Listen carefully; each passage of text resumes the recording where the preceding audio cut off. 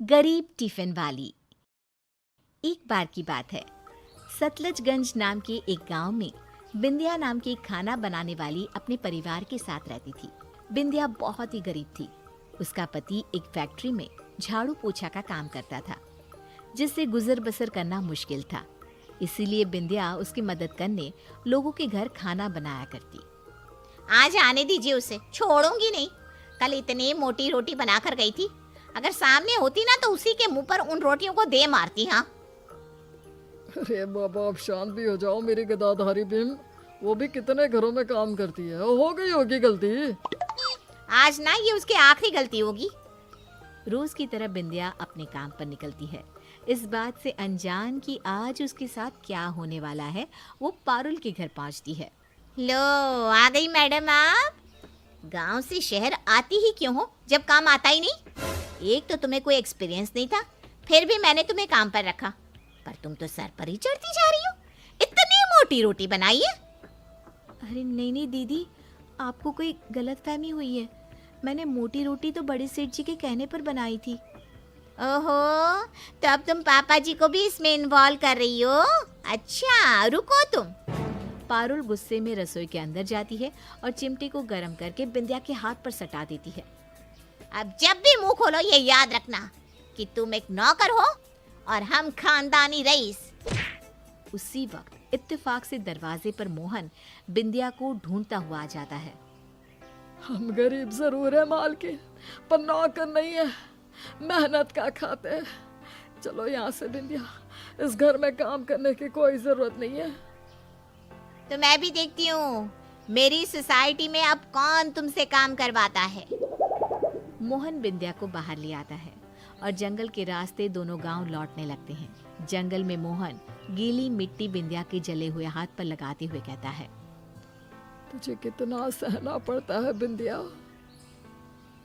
नहीं जी, ऐसी कोई बात नहीं। कैसे कोई बात नहीं? आज अगर मैं तुझे घर की चाबी लेने नहीं आता तो मुझे तो ये सब पता ही नहीं चलता। न जाने वो पापिन तेरे साथ क्या क्या करती होगी। दोनों पति पत्नी घर लौट आते हैं। अगले दिन बिंदिया जब बाकी घरों में काम करने जाती है, उसे घर में कोई आने ही नहीं देता। निराश होकर बिंदिया वापस गांव लौट जाती है। उसका मुरझाया चेहरा देखकर सब्जी वाली मीना उससे पूछती है, का बात है दीदी? कोनो बात है का? हाल समाचार कोनो ठीक नहीं लागत। कुछ सही नहीं चल रहा मीना। अब तेरी बिंदिया दीदी तुझसे सब्जी भी नहीं खरीद पाएगी। अरे कहा दीदी, का हुआ? मुझे सबने काम से निकाल दिया है। अब शहर में कोई मुझे काम पर नहीं रखने वाला। यहाँ गांव में तो सब अपना काम खुद कर लेते हैं, किसे ही मेरी ज़रूरत है। ये तो समस्या हो गई दीदी। तो आप दूसरा काम कर ला ना। खाना बनाने के अलावा मुझे आता ही क्या है मीना। मैं ठहरी अनपढ़ गवार। मीना सोच में पड़ जाती है कि वो अब बिंदिया को क्या रास्ता दिखाए।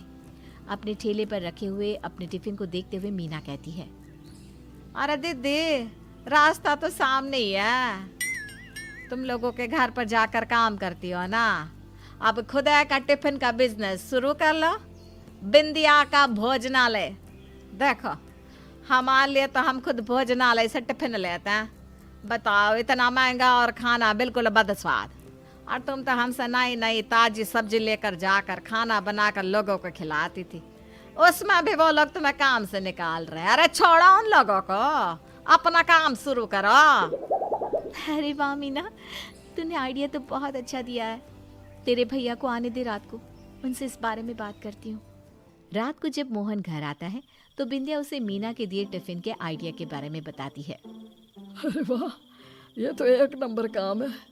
मेरे फैक्ट्री में भी कई मजदूर हैं जो बेचारे अपने शहर से दूर रहते हैं। बड़ी तकलीफ होती है उन्हें। यहाँ कोई सस्ता खाने का ढाबा भी तो नहीं।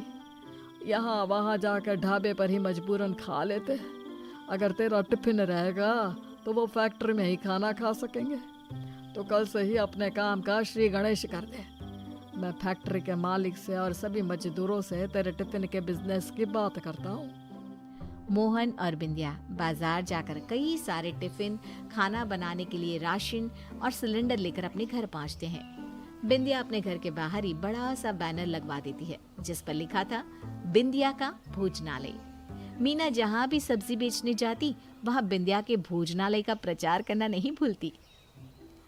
सब्जी लाला सब्जी, मीना की ताजी ताजी सब्जी। 1 पाव सब्जी देना मीना। अरे बस 1 पाव काहे दीदी? अब क्या बताऊं मीना, मैं तो जा रही हूँ मायके। अब पता नहीं ये सब कुछ कैसे करेंगे। मुझे तो ये सब्जी भी इनके लिए ज्यादा ही लग रही है। अरे तो काहे को टेंशन लेती हो दीदी? और बिंदिया दीदी है ना, अपने घर से ही टिफिन सिस्टम शुरू किया है। उनके घर का ही टिकट लगवा दो भैया के लिए। ना सब्जी लाने की टेंशन, ना राशन लाने का झमेला, सब कुछ बना बनाया मिल जाएगा, बस खाओ और मुंह धो लो। सच में ऐसा है क्या? फिर तो मैं पूरे 1 महीने अपने मायके रह कर आने वाली हूँ। सुलोचना फौरन बिंदिया के पास जाती है। अरे तूने टिफिन का काम शुरू किया है? मुझे तो पता ही नहीं था। 1 महीने के लिए अब मेरे घर पर ना तुझे टिफिन पहुंचाना है। जो भी हिसाब होगा इन्हीं से समझ लेना। हिसाब की फिक्र मत करो। 1 दिन का खाना 50 रुपए में, और वो भी तीनों टाइम का मिलाकर। अरे वाह बिंदिया, ये तो बड़ा सस्ता है। बिंदिया का खाना स्वादिष्ट तो था ही, साथ ही साथ सस्ता और पौष्टिक भी था। मोहन की सभी फैक्ट्री वाले बिंदिया के ही भोजनालय की टिफिन लेने लग जाते हैं।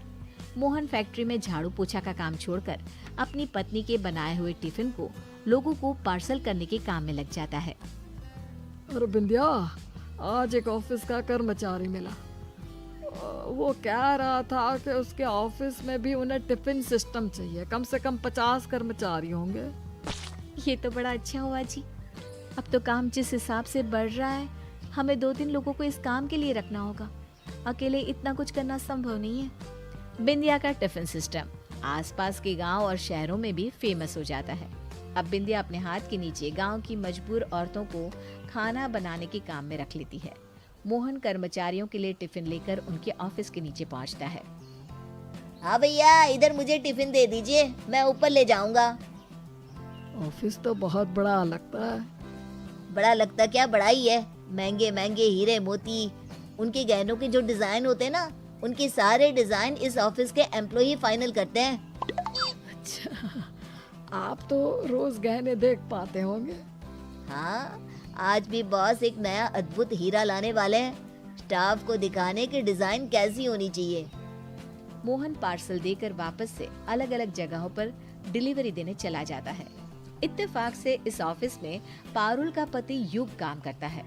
युग लंच कर ही रहा होता है कि तभी उसके बॉस उसके पास आते हैं।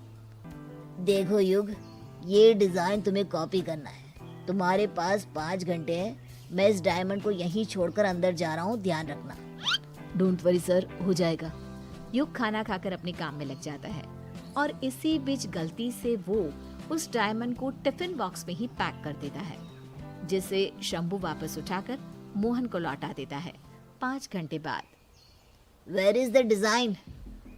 सर मुझे नहीं पता कैसे डायमंड नहीं मिल रहा है सर। मैंने पूरा ऑफिस छान मारा। Are you mad? तुमने वो कीमती डायमंड खो दिया? मैं तुम्हें नौकरी से निकालता हूँ और साथ ही साथ तुम पर 1 करोड़ की पेनल्टी चार्ज करूंगा। युग पूरी तरह से टूट चुका था। वो अपने घर जाता है और सारी बात पारुल को बताता है। ओह गॉड, अब हम क्या करेंगे? मैं भी कल तुम्हारे साथ तुम्हारे ऑफिस चलूंगी। हो सकता है मेरे समझाने से तुम्हारे बॉस को तुम पर यकीन हो जाए। पारुल और युग अगले दिन ऑफिस पहुंचते हैं। उसी वक्त नीचे उन्हें मोहन और बिंदिया मिलते हैं।